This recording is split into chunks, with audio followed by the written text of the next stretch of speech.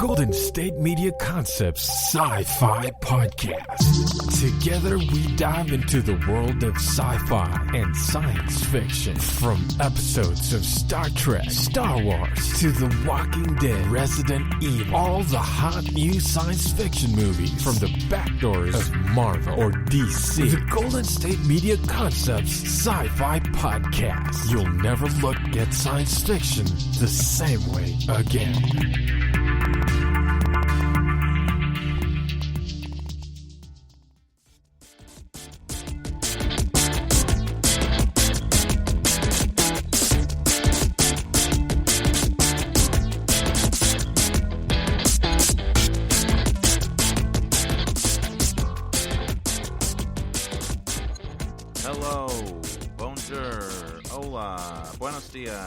All those good things. This is the GSMC Sci-Fi Podcast, brought to you by the GSMC Podcast Network. I am your host, Keith. I am your host on Sundays and Wednesdays. Sometimes the episodes get uploaded the day after, but I record on Sundays and Wednesdays. Things happen. Not a big deal if it gets published a day late. Well, it's not even a day late. It's right on time. Mostly, I'm just giving you a point of reference for any things that I may talk about as far as people who live in California are concerned. So, this week has definitely been interesting for a lot of people. This is not like a political or a current events podcast or anything like that, so we don't talk about like views or opinions or what have you. And I really just don't even dip into that realm. But I will say, I think there's a lot of stress, anxiety, and worry out there in the general ether right now. And, I think ultimately that's not a good thing. So, maybe everybody could take a moment to be appreciative of what's going on that's good. And there's just a lot of negativity out there floating around on all sides of every spectrum of any kind of opinion and belief structure. So just your little bit of encouragement from the nerdy dude with a deep voice who talks about science fiction books all the time. As it is Sunday, we are going to be talking about Hyperion. My plan, just so y'all know, is that the book we're on is Endymion. The next one in the series is called The Fall of Endymion. And my plan is to kind of power through the rest of this book because we've only got 15 chapters left. And I usually try to do about 5 chapters per episode. So just fair warning, we may do that this Wednesday in lieu of, what is it called? Brave New World. But Brave New World, we only have a few chapters left as well. So I might just finish Brave New World on Wednesday, and then we'll finish Hyperion not next Sunday, but it would be the Sunday after that, because we'll do a Sunday, a Wednesday, and then the Sunday again. And then after that, who knows what we're doing? Haven't planned it out just yet, but let's get into it as far as Endymion is concerned. Last week, I think I had briefly mentioned a lot of stuff. So we know that Captain Father DeSoya is currently undergoing an investigation, which is being phrased as or called an inquisition, and he is on Pacham. We know that he lost Lancer Reddick during his endeavor to ouster controlled space. He went to Hebron, which is the New Jerusalem. It's the place where the Jewish peoples of old Earth who had still survived and had, grown their culture and things like that. It's where they ended up moving. It is also where Saul Weintraub, I believe, spent a significant amount of his time. He was a big fan of Hebron, which is interesting because I don't believe was he Jewish? He may have been Jewish. If he was, he kind of had like that. I don't know if he was Jewish or not, but he definitely had like the classic Jewish relationship with God. And what I mean by that is like the trope that we see most frequently in the depiction of Jewish people in the media. I don't think that it's how most Jewish people relate to God, but like it's kind of like that fiddler on the roof type relationship that a lot of us are pretty familiar with, which I think is enjoyable, and it really works in good juxtaposition with like the other religious views of the group in the original story. So I'm not necessarily complaining, but we know that Father DeSoya jumped there because he was suspicious that Ania was working with the ousters in some capacity. And he's not wrong, but he's not right, at least not to my knowledge just yet. And he gets there, and somehow his ship ends up being under attack, which is interesting because Ania didn't see any life on the planet, any activity on the planet at all. So definitely a little bit curious there, if you will. And then because the ship is attacked, his Archangel class carrier, the Michelangelo, I'm sure there's some pertinence there. I have not looked into it just yet. Jumps back to the closest PAX-controlled place. When it gets there, it's diverted by a bunch of bureaucratic nonsense, and the resurrection process is interfered with, and that is when they lose Lancer Reddick. I find it interesting that it seems like a lot of these groups are operating in prime numbers, and that was something that was specifically mentioned as a preference of the Shrikes, which is worthy of note, in my opinion. It's funny that pattern of, or that theme, I guess, of prime numbers continues to arise. I think that a lot of what Simmons does in his books is to incorporate subtle little hints at like profound religious commentary or profound religious actions. And the fact that like Bedek, Ania, and Rawl and Endymion haven't decided or haven't noticed that they're traveling in a group of 3, and it becomes 4 when the Shrike is around, which has only been once so far, which I'm surprised at because the cover of the book has a picture of all 3 of them on a raft with the Shrike. So it's kind of interesting that the Shrike only has appeared once. But there's other things that come up in these chapters that also have to do with prime numbers. But even the crew or the main group of people that are traveling with Father DeSoya was 3 people. And there's a new development that has kind of arisen since the Inquisition. So I guess we'll start there because Dan Simmons is just constantly doing these little cliffhangers with Ania's group. So the first chapters that I kind of listened to, or that you hear about before you get to hear about what happened to Ania's group, are the chapters on what's-his-face, Father Captain DeSoya. So we've got Father Captain DeSoya, his Lieutenant Gregorius, and then I wonder if that has anything to do with the word gregarious. Probably. Sounds like something Simmons would do. Anyway, so they too survived. Lancer Reddick died. I think there's obviously other members of the crew who are involved in this whole, I guess, endeavor. Other Swiss guardsmen. He hasn't listed how many there are. Like I've mentioned several times, I believe that these are the individuals who end up becoming the Pecora through some sort of time travel shenanigans, but who knows? The Pecora could have just been the Pecora. But it seems to me that everything having to do with Hyperion, everything having to do with the Shrike, all involve some sort of time travel, and the Pecora are pretty intrinsically tied to the Shrike, but that's neither here nor there for the moment.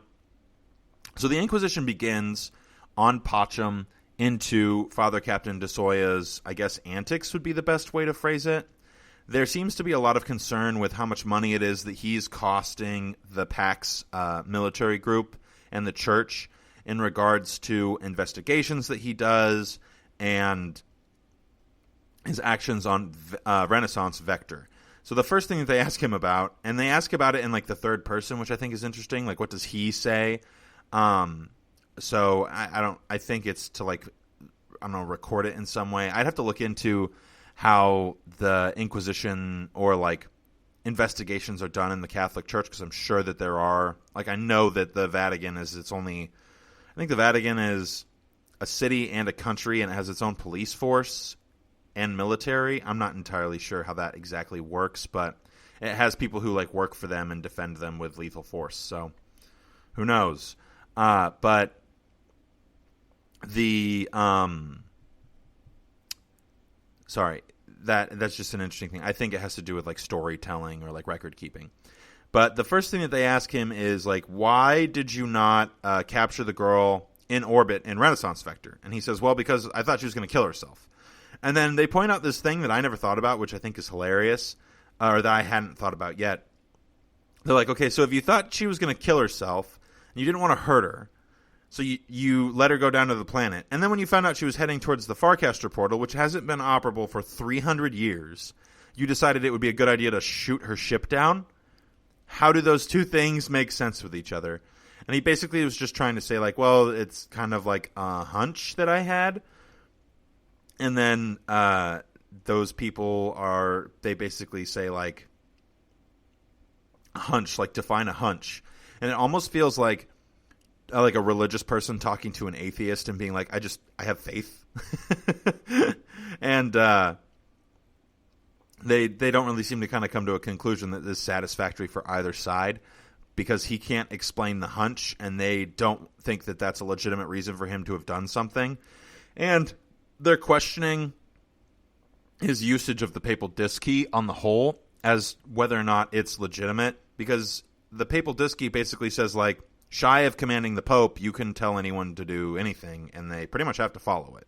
So it's kind of a big deal and a big responsibility to be held by some, like, father captain. That's not a very high rank, apparently. Like, it's higher than your average, but generally he's not involved in the types of things that he's now involved in.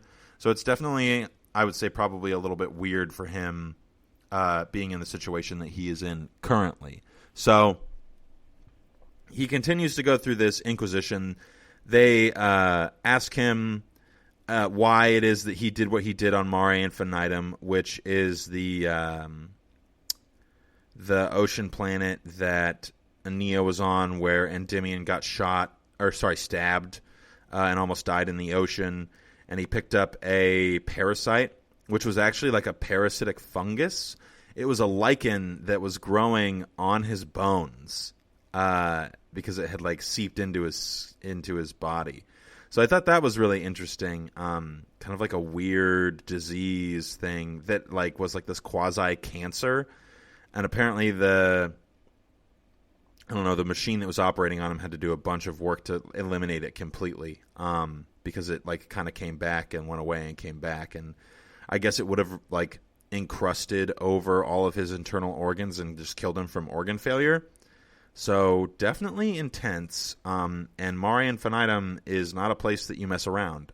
Giant leviathans, and don't get in the water if you have a cut, because you'll get an infection via lichen that will basically just like turn your body into like ocean lichen, which is weird. So, but anyway, on that planet, we talked about this last week and the week before, because he's been there for a while. Captain DeSoya made the decision to do a pretty heavy investigation into the activity of the individuals on that planet. Found out that a lot of them were acting in very corrupt ways, laundering money, taking deals with poachers, basically just violating the law in a slew of fun and creative ways. So he basically was just like, yeah, I'm arresting all of you.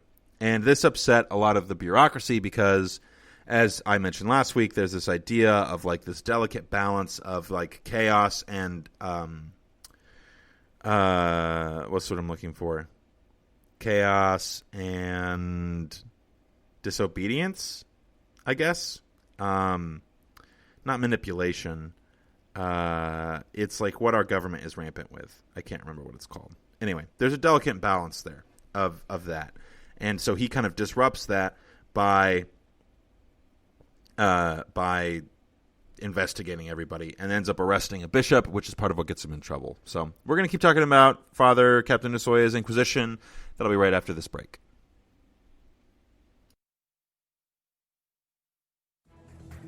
Want to find out what movies to go see? Then check out the GSMC Movie Podcast. It's your ticket to the latest movies, whether it's a new blockbuster event, romantic, comedy, or action flick. This show has got it all covered. They talk some what to go see now. Don't bother. What's hot on Netflix and everything in between. That's gsmcpodcast.com/movie-podcast. When it's all about the movies, it has to be this new show. Don't forget to like them on Facebook and follow them on Twitter. Visit gsmcpodcast.com for more info.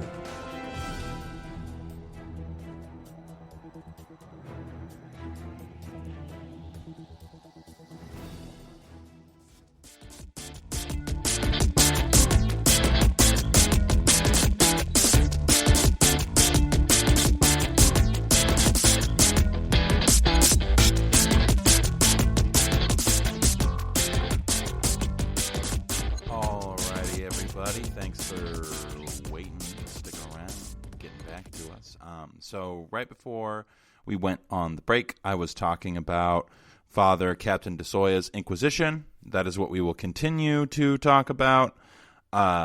Basically, he thinks he's in a lot of deep doo-doo, as the great Jar Jar Binks would say.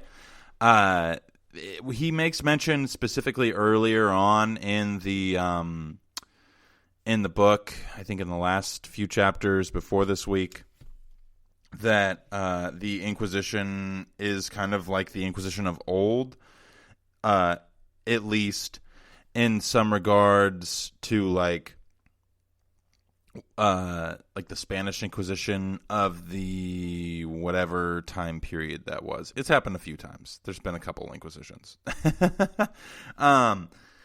And generally what they are, for those of you who don't know, are very violent, like religious uprisings that center around the idea of ensuring that somebody either is of a specific faith or is like not sinning in specific ways, or denigrating the Catholic Church or God in some capacity. I don't even know.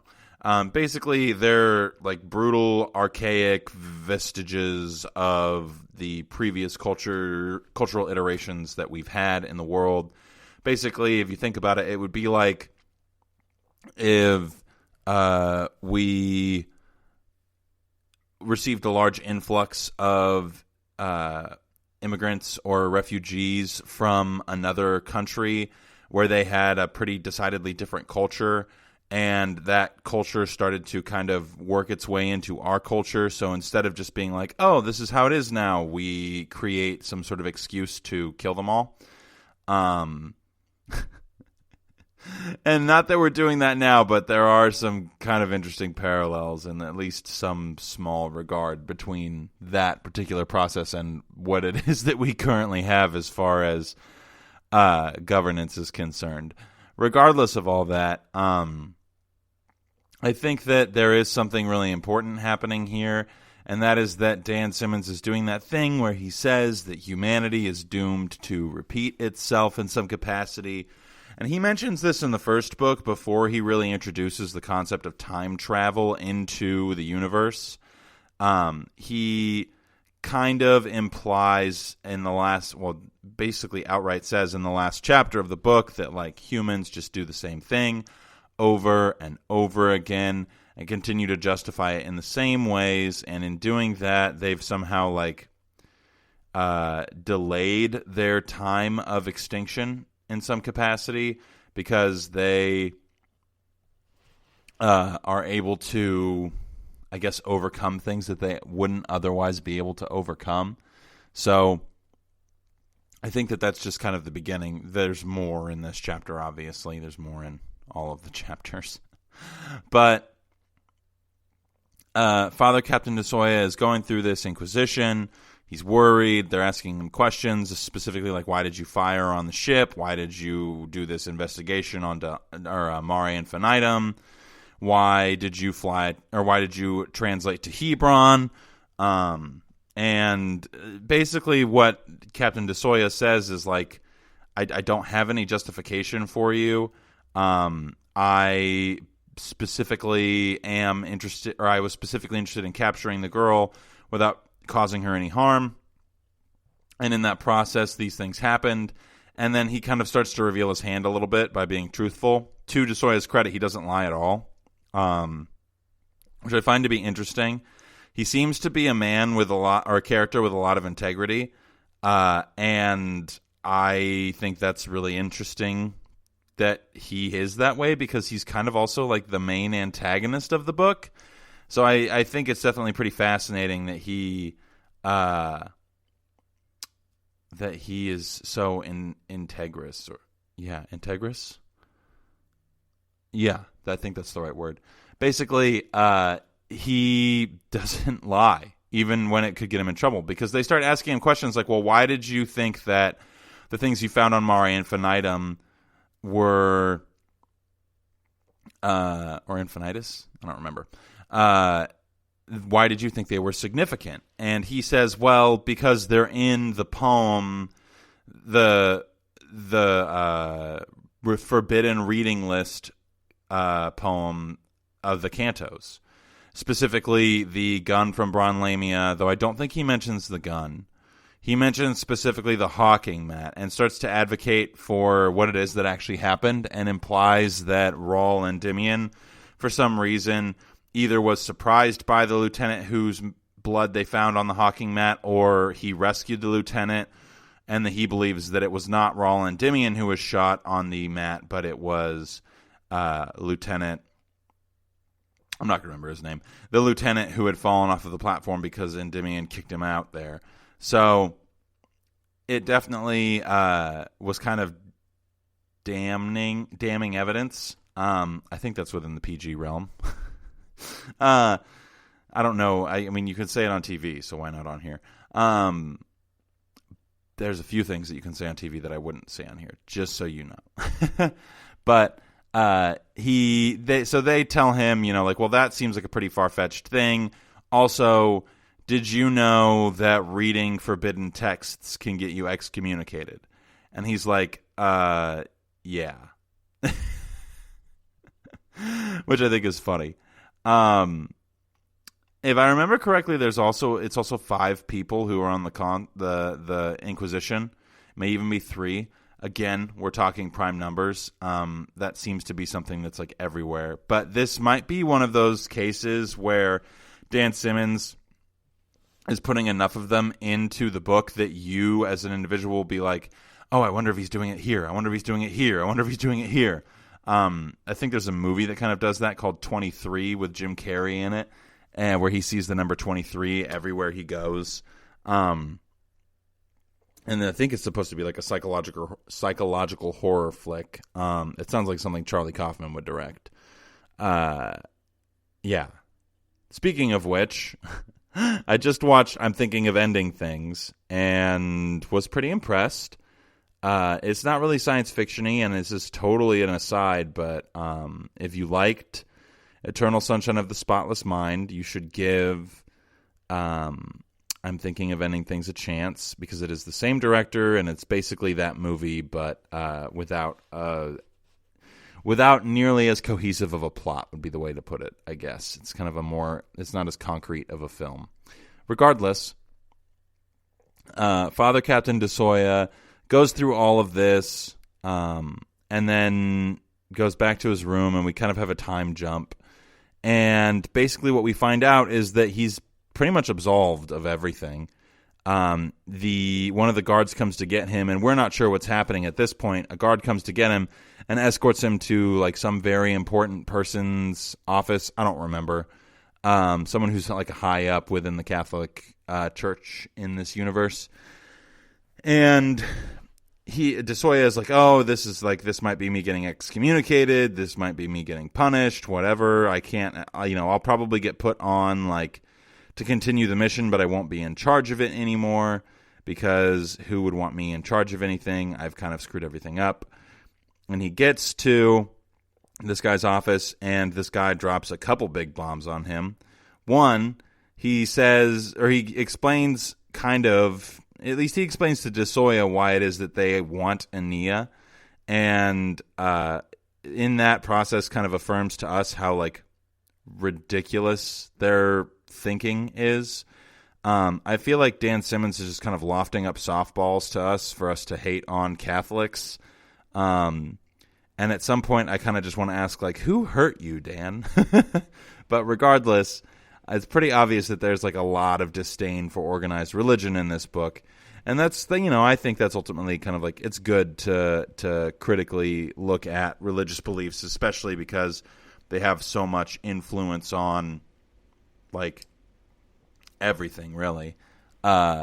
So he goes into this guy's office, and the guy begins to tell him, the reason that we're after Ania is because there is some sort of vision that has been shown to Pope Julius, who, if we remember correctly, is Lenar Hoyt, Father Hoyt. He's seen some sort of vision that indicates to him that Ania is going to open up all of the Farcaster portals again that are still standing, and through the Shrike will be able to instantaneously form in all of those Farcasters at the same time, and then just, like, murder everybody on all of those planets, and that the Shrike will basically have, like, free reign over the universe again. Maybe not again, but at that point. And he also mentions, he compares Ania to a virus, because he says, or because of her involvement with the Technocore and the fact that, they call her father an abomination. So they call her, by extension, also an abomination. Generally, humanity frowns on AIs at this point. Gee, I wonder why. We also kind of find out a little bit about how it is that the Pax military is able to travel faster than like a Neo was able to, or faster than the Ousters can. What we find out is that they're actually basically using the Fat Lines methodology. So instead of moving through, like, light, they're moving through the void that binds. And this is the first time that we've heard that mentioned in this book. And the reason that that's interesting is because it's a specific principle from the other two books that I thought was really, I thought was a good way to phrase. It's kind of like, when a lot of people get into apologetics, there's this idea called the God of the gaps, and the void that binds is kind of like another way of phrasing that. It's basically like all the things that exist within all of the space in between other things. And so the reason that they die is because your body can't handle that kind of, like, interaction. And so they die, and then everything else moves through the space in between the space between things, which is the void that binds. And then when the ship arrives, hopefully everything's still intact, and they get resurrected and go on from there. So I think that that's interesting to note. So we find out that they think Ania is a virus, and I think it's interesting because, like, the void that binds is supposed to be kind of like maybe part of the metasphere, or the techno, like, it's supposed to be kind of something that the Technocore is really aware of as well. That whole thing about the Shrike hunting down the human god, there's, like, the Technocore god. The Catholic Church says, like, this is the Shrike going through these portals is part of, like, that plan, and Ania is part of that plan, which is why she's such a threat to the church and all of humanity, which I don't think any of us believe at this point. It's been pretty well proven to us throughout these novels that what it is that the mainstream individuals usually think is going on is pretty much exactly not what's going on. Like Maina Gladstone back in Book 2 thinking that it was the Ousters who were attacking the planets that were burning, when really it was just the Technocore taking, like, key strategic footholds, I guess would be the best way to phrase it. We still don't know what happened to Maina Gladstone, so I am very, very interested to find that out. But I don't know. Hopefully we get to that in the fall of Endymion. It might just be that, like, the only people that we get to hear about are Silenus and Lamia. They were the only two real survivors. And Weintraub went into the future, supposedly, so maybe he'll pop up at some point. Because Rachel is somewhere. I don't know exactly where. They haven't mentioned him yet. And what's weird is, like, I had kind of like a guess about a certain character, and that comes up, and I'll talk about that after this next commercial break, but I just realized that it's wrong, which is unfortunate. So, anyway, we will be right back. We're going to take a quick break.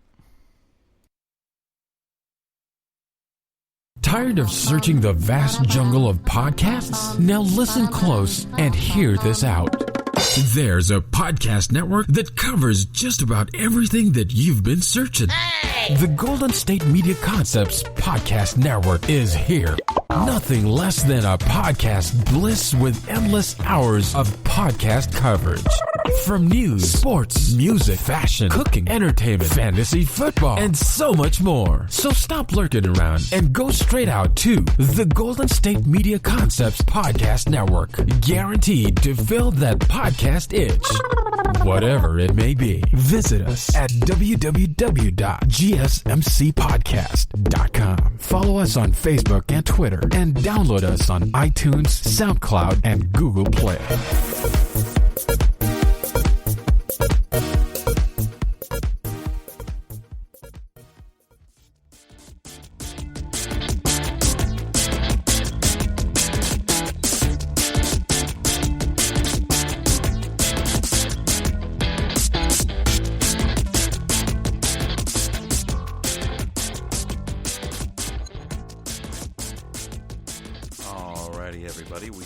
Right before the break, I was kind of finishing up, and we will be finishing up what we find out during DeSoya's, I guess, investigation.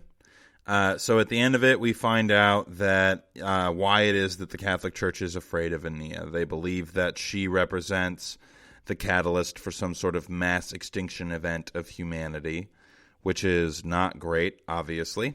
And so in some way they're like kind of, I guess at least somewhat justified in their concern, or their pursuit of her rather, if that really is what everybody has chosen to believe. I think it's interesting that Simmons choose to like inform us of this thing, because it kind of gives us as readers like a specific type of insight into the kind of people that are, I guess, like in charge of the church, and then the way in which they interact with the universe.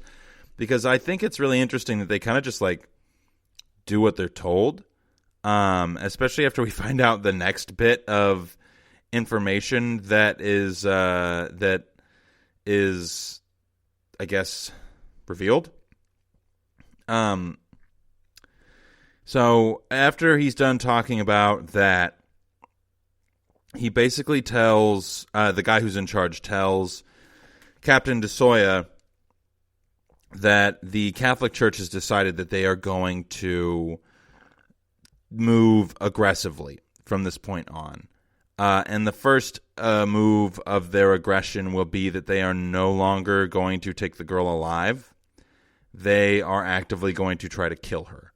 So now, instead of it just being like a pursuit, it's more like hunting, which is really not good. Decidedly not good, because the Catholic Church in this book is now going to try to kill a 12-year-old girl, if they can get to her while she's still 12. Maybe they'll like wait until she's older or something, because I don't even know. But basically, they've decided that they're not gonna take her alive anymore. There's no reason for them to do so. So, and I don't know if this has like any correlation to like what it is that the Catholic Church is implying. But when Ania and everybody else get caught in that ice cave, there was a mention that she made that she thought that the ice cave might be a temptation for her to try to use powers that she hasn't earned yet. was the statement that she made. I don't know exactly what that means, and I don't think that we're about to get, like, superpowers or even telekinesis. We might get some sort of, like, time travel or even, like, some sort of Farcaster portal travel without a Farcaster type thing, which would explain why the Shrike can follow her, but if it is indeed following her. But I think that there could potentially be some, like, information that obviously is being withheld from the people who are being assigned to do this thing.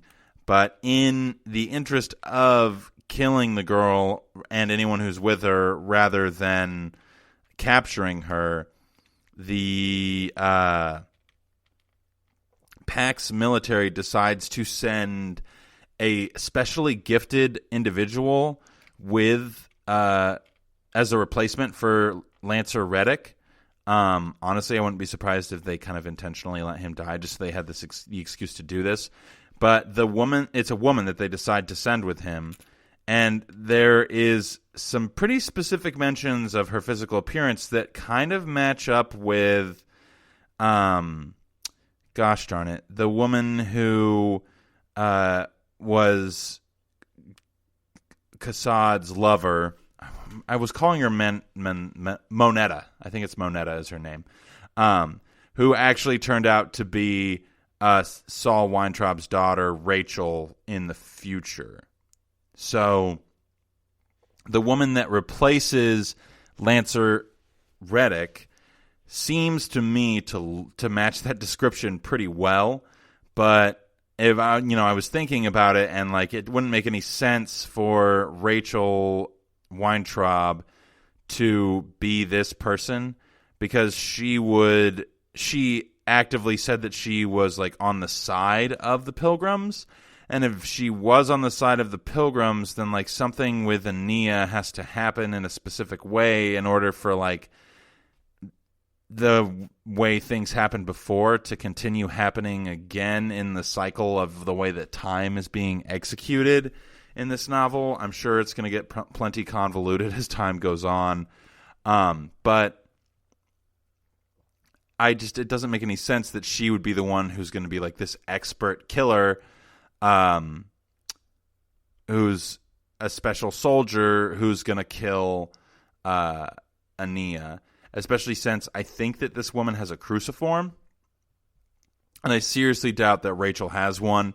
But I will say, like, the fact that she, goes back in time and then regrows up a second time might be part of like the source of her quote unquote like prowess, power, or whatever it is that she has, because we find out like really quickly that she can like travel through or go through the jump process that kills everybody else, and that she can recover faster than anyone else can. So much so that when we like first see her in action, she's literally walking off, like she's getting off of the ship before everybody else is even halfway through their resurrection process, which is interesting because, they talk about her as being a replacement for Lancer Reddick, but really she's not. She's like going to basically be in charge of the mission now, because if she doesn't have to wait for anybody to resurrect, then there's no reason for her to just jump all the time, and anybody who's in the resurrection creche just gets partially resurrected, and then the process stops and has to restart again, and the process stops and has to restart again, because basically whenever she jumps, she's going to do the thing and then chase after Ania again. So, yeah. But what we find out is that in another part of this decision to be the aggressors within the universe, the Pax or the Pope has had a vision that told him where Ania was, and it's actually correct, because he says she's on Draconi Septum, which is where we know her to be. It's the ice planet that we talked abundantly about last week. They're still there, and we'll be talking about it this week. But he says that they're still there, and that's where they're going to go first. So that's that. And then after that, the guy who's in charge proceeds to tell Father Captain DeSoya that the Pax military is now going to launch a crusade, literal crusade against the Ouster swarms. And they're going to do this by enlisting the help, quote-unquote, and enlisting, quote-unquote, of all of their planets that they have control over. And so basically each planet is going to make one Archangel-class courier for them to use in the military effort. And the thought is that one Archangel-class courier could take on like 3 to 4 Ouster swarms, apparently, which we know from experience, at least when they fought against the AI versions of the Ouster swarms, that Ouster swarms are a lot more powerful than most of the hegemony or the hegemony and other organizations who have fought against them. They're a lot more powerful than people give them credit for. In fact, like just power mentally, mentally, they believe them to be like savages, but really 9 times out of 10, when we've seen them interact with humans, they've been more evolved. They've seemed more evolved than the humans have.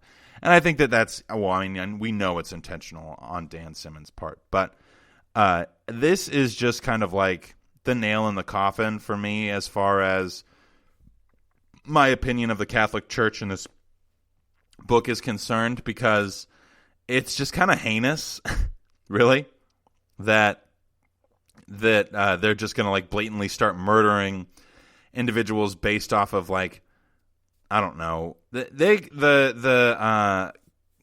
Catholic Church claims that the Ousters are in cahoots with what is left of the Technocore, because the Ousters have access to like certain technologies or certain things that basically let them live in space more effectively. And the claim is that they're trading with the Ouster, or that the Ousters are still trading with the Technocore, because they know where like the Technocore is based or something like that, because they travel through space much more than like the average anybody else does. And that is, we just know that that's not necessarily totally true, but we also don't know for sure, because the only Ouster interactions we've had were the ones with the Consul, Weintraub, and one other person. Was it the Keats persona at that point? It may have been the Keats persona at that point. Don't remember exactly, but we know that like generally they are much more merciful, understanding, and evolved than anyone gives them credit for. And we still don't know why it is that they do what they do when they go to certain planets. And they do generally abandon them, but we don't know exactly why that is. I wouldn't be surprised if it's kind of like a reverse Alexander the Great type thing, where they basically say, like, look, we're not going to kill you, but you have to come with us and like kind of assimilate into our world and culture. We promise you'll like it.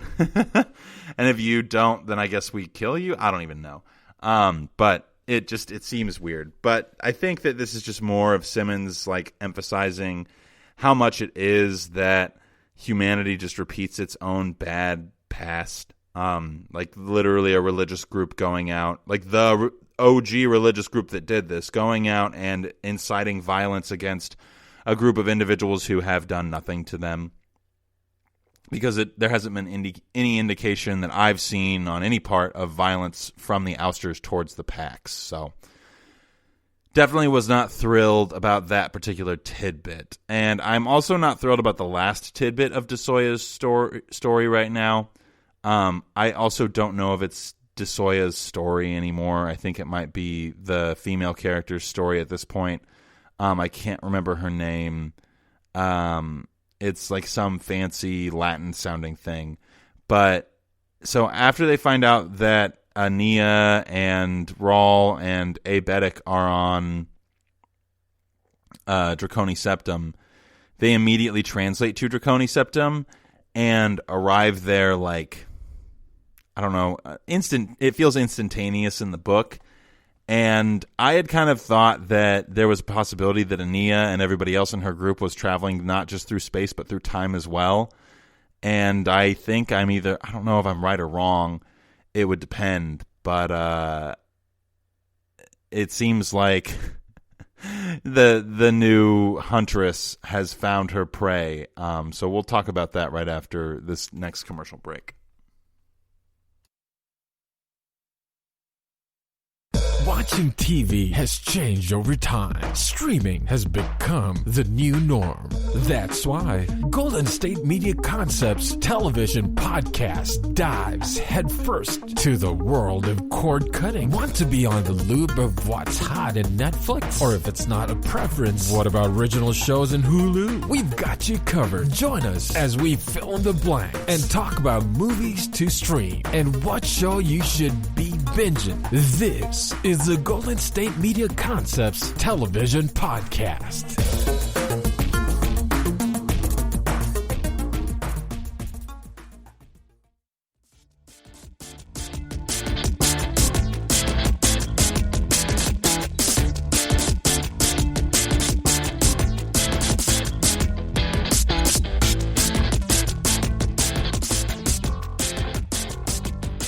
Okay, so we're back from that last break, and I only have 15 minutes left to talk about all this stuff.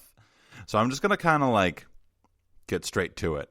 So we were talking about how the PAX military has added a new woman with some sort of special abilities to Father Captain DeSoya's team, which left immediately following the statement that they were going to start a civil war, murder Ania, and send this new woman with DeSoya.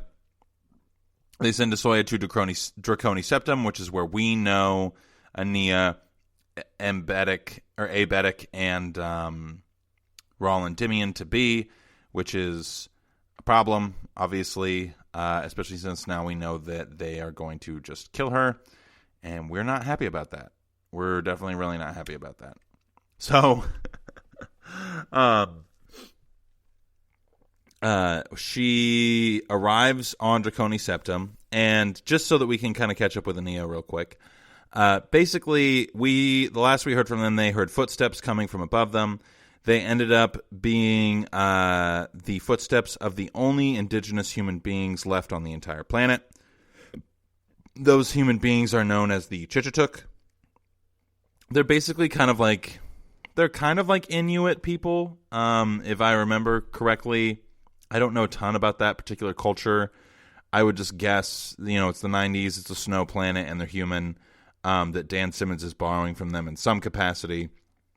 There's more mentions of the fact that this planet is like literally supposed to be the ninth circle of hell from Dante's Inferno, which I totally called about like a quarter of the way through the first bit of the chapter, so I am feeling pretty good about myself there in that regard. But Ania and Abetic and Endymion at first don't know how to interact with them. They almost kill each other, but then they're like, whoa, hold up. Ania says, we're just hungry and want to sleep. Can you help us out?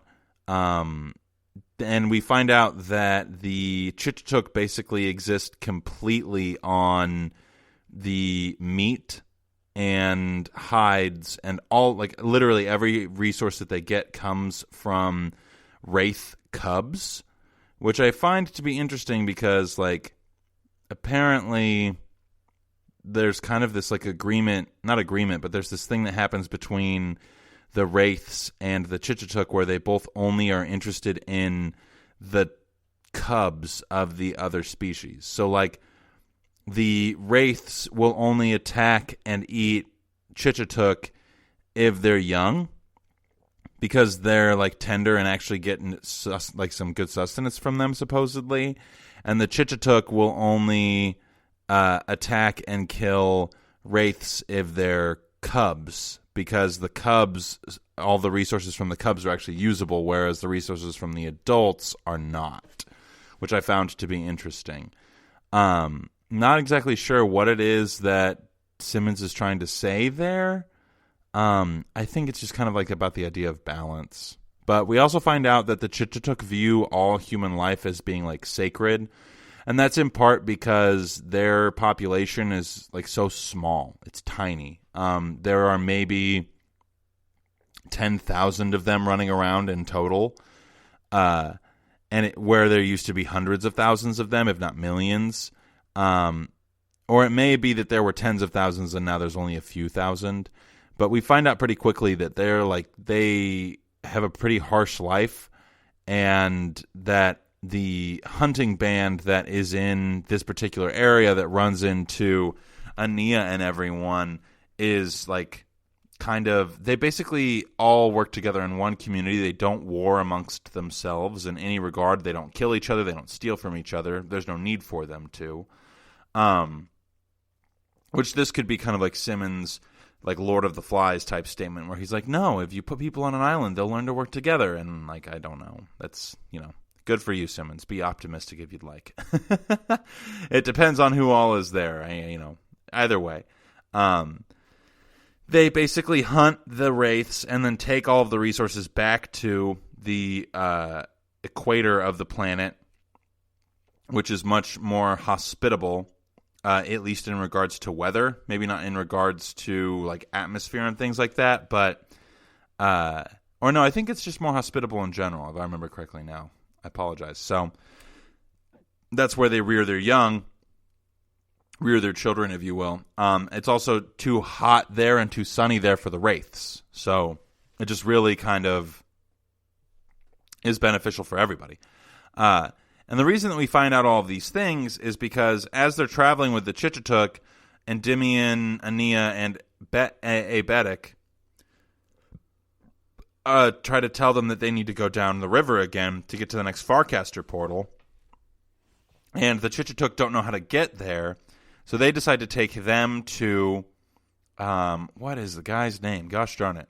Basically, it's a banished Pax priest. He was a believer in the ideas of a guy named by the name of Teilhard, who is an actual priest in the Catholic faith, who actually thought the things that Simmons has been advocating for pretty much the entirety of this book, which I find to be incredibly interesting. So that idea that I proposed that God evolved is Teilhard's idea, is one of Teilhard's ideas. Teilhard is a kind of like not excommunicated, but generally rejected member of the Catholic Church from, I believe, the early 1900s, who had a pretty substantial influence on a lot of theologians, philosophers, and psychologists, which I think is hilarious that I didn't know that. I just randomly thought to myself as I was listening to this book, like, I wonder if this guy's real, because they mentioned that he's from Old Earth, and I know Keats is real. And so they mention lots of people who are real in this book, and he is, in fact, real. So he was a believer in Teilhard's ideas, and the second iteration of Teilhard is the person who became the anti-pope, according to the Catholic Church. And so there is a priest who is expelled, but not excommunicated from the church, to go to Draconi Septum to try and, like, I guess, convert the natives there. And never really converts anybody, which I think is hilarious. He says he's not really into doing that. It doesn't seem like the Chichituk have any interest in religion, in my opinion. If I had to guess, it's just not something that's on their radar, really. So they call Father something. I don't remember. But he's basically like the best, most endearing character in this book so far, even more than like Ania or Endymion, like just completely and totally like amazing. He loves to read, but he's blind, and so he's sad that he can't read anymore. And he kind of really is the Virgil of this circle of hell. Very much just kind of like in just his aesthetic imitates the idea of like an ancient poet or an ancient guide.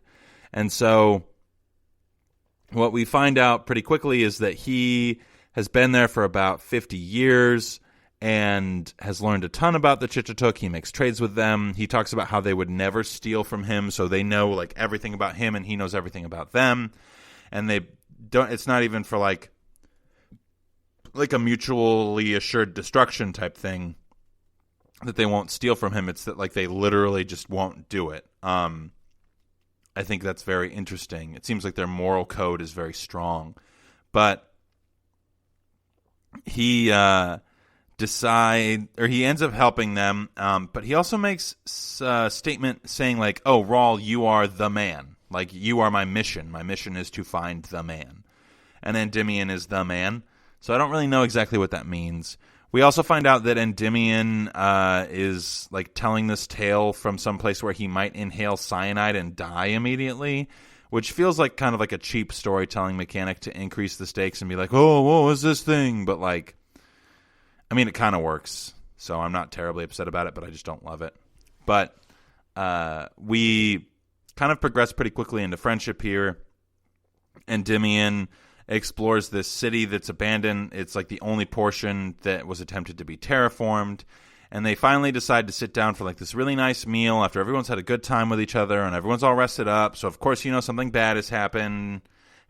So when we find out that they arrived on Draconi Septum, Captain Desoya and his new, the female who's assisting him, I was immediately like, okay, well, this is where I get to find out that they were, in fact, traveling through space and time, and they're not there anymore. Yay! Like, she might kill the priest guy, but, which would be lame, but I don't think she has any reason to. But their ship lands, and she goes straight to the building and finds the priest who everyone had befriended, and, starts to try to interrogate him, and he just says oh, I don't know what you're talking about. They haven't been here for a long time. He even calls her a Nia, which is definitely a giveaway. And so she inserts some sort of weird robot thing into his body that I think kills him, because it basically says that it sucks the truth out of him or sucks the memories out of him. So she gets to find out that Ania, Abetic, and Endymion are upstairs waiting for him to come back with the stew so that they can eat dinner together. And now she is on the planet going to kill Ania. And I am, what's the kids say? I am shook, fam. We've got 15 chapters of this book left, so I don't know exactly what's going to happen. I had a really hard time stopping listening. So I will say I am going to read that Teilhard book. It definitely got added to my list. I think it's called the something of man, the science of man or something like that. I don't even know. But I think it's really cool that Dan Simmons keeps incorporating these figures who have these interesting or radical ideas into his books in ways that we can connect with and understand. And he's also kind of spinning this grand meta-narrative in and out of these ideas in a way that's just really interesting and unique.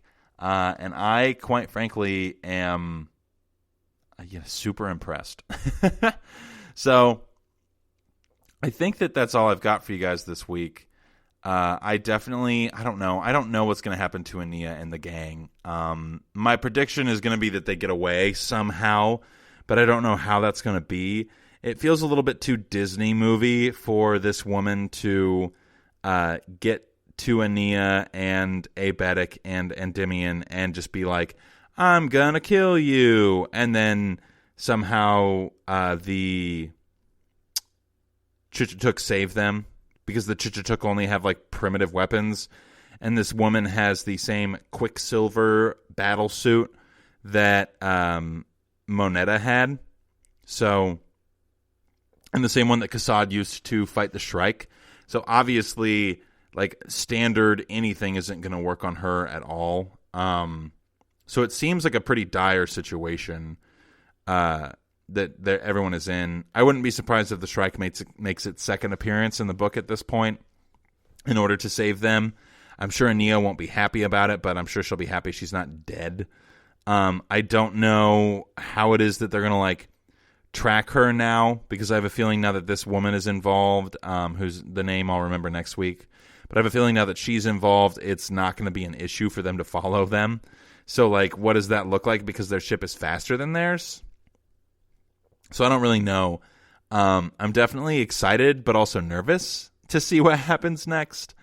I had a really hard time stopping the book, because I'm listening to it on audiobook. I had a hard time stopping the book so that I could talk about it on the podcast. And I'm I have to work really hard to resist just listening to the rest of it so that I can get to the next one, because at this point now I'm like on this cliffhanger that's driving me crazy. So anyway, that's it for this week, everybody. Thank you so much for tuning in. Really enjoyed getting to talk about this book. We're almost done with it, and then we will move on to the fourth and final book of the series, which will be super exciting. I know I personally am really looking forward to it. So if you guys like the podcast, leave a like, comment, subscribe, give us a 5-star review, follow us on Twitter and Instagram, and check out the other GSMC podcasts. Stay safe out there. Well wishes going out to everybody. Hopefully, if you're in California, we can finally stop being on fire. That would be great. If you're in any other place in the United States and you're on fire, I hope you're not on fire anymore too. And like, the metaphoric fire that is our current normalcy would be put out too. That'd be great. So yeah. Anyway, thanks for listening, everybody. Have a good day. You've been listening to the Golden State Media Concepts Sci-Fi Podcast, part of the Golden State Media Concepts Podcast Network. You can find this show and others like it at www.gsmcpodcast.com. Download our podcast on iTunes, Stitcher, SoundCloud, and Google Play. Just type in GSMC to find all the shows from the Golden State Media Concepts Podcast Network, from movies to music, from sports to entertainment, and even weird news. You can also follow us on Twitter and on Facebook. Thank you, and we hope you have enjoyed today's program.